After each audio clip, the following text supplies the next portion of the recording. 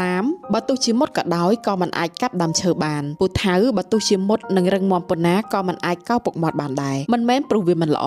មិនមែនព្រោះវាគ្មានតម្លៃប៉ុន្តែព្រោះវាត្រូវបានបង្កើតមកដើម្បីបំពេញតួនាទីខុសៗគ្នាឧបករណ៍នីមួយៗមានគោលបំណងរបស់វាបើប្រើឲ្យត្រឹមត្រូវវានឹងបង្ហាញសមត្ថភាពបានពេញលេញប៉ុន្តែបើយកទៅប្រើខុសកន្លែងវានឹងមើលទៅដូចជាគ្មានប្រយោជន៍ទោះបីជាល្អប៉ុណ្ណាក៏ដោយមនុស្សក៏ដូចគ្នាយើងមិនចាំបាច់ពូកែដូចអ្នកណាមិនចាំបាច់ធ្វើអ្វីគ្រប់យ៉ាងឲ្យមនុស្សទាំងអស់ពេញចិត្តព្រោះមនុស្សម្នាក់ៗមិនអាចសមស្របនឹងគ្រប់តួនាទីឬពូកែគ្រប់ស្ថានភាពបានទេអ្វីដែលសំខាន់មិនមែនជាការប្រៀបធៀបខ្លួនឯងជាមួយអ្នកដទៃប៉ុន្តែគឺការយល់ដឹងខ្លួនឯងដឹងថាខ្លួនឯងសមស្របនឹងអ្វីមានសមត្ថភាពនៅចំណុចណាគួរឈរនៅទីតាំងណាហើយអ្វីដែលគួរធ្វើដើម្បីបំពេញតួនាទីរបស់ខ្លួនឲ្យបានល្អបំផុតពេលយើងឈរត្រូវកន្លែងរបស់ខ្លួនយើងមិនចាំបាច់ប្រជែងមិនចាំបាច់តូចចិត្តនិងមិនចាំបាច់សង្ស័យតម្លៃខ្លួនឯងទៀតឡើយត្រឹមតែធ្វើអ្វីដែលខ្លួនស័ក្តិសមនៅកន្លែងដែលត្រឹមត្រូវសម្រាប់ខ្លួនដោយចិត្តស្មោះនិងការខិតខំប្រឹងប្រែងត្រឹមតែប៉ុណ្ណោះយើងក៏មានតម្លៃក្នុងរបៀបរបស់យើងរួចទៅហើយ